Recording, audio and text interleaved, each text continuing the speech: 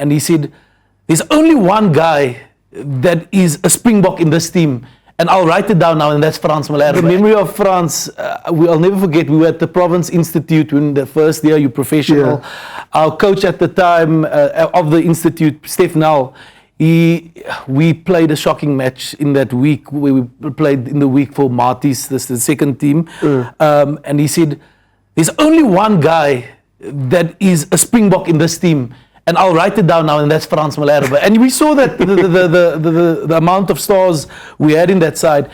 Frans has always been, speaking of a leadership point of view, it's always been so lovely having him on the field.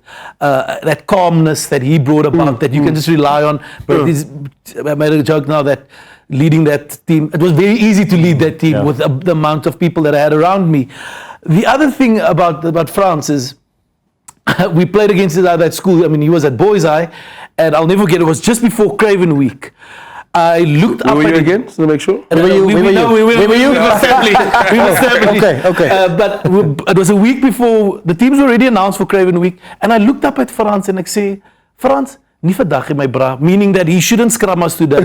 Frans gave me a little wink, and I know you get cancelled for winks these days, but gave me a little wink, dominated the scrum, and went on to beat us that day. So, but really, such a good leader, such a person that doesn't, not just on cue, gives you the right shoulder.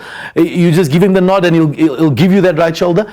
Another thing, Frans, not just in the scrum, he ended up almost every match in the top 3 tackle count.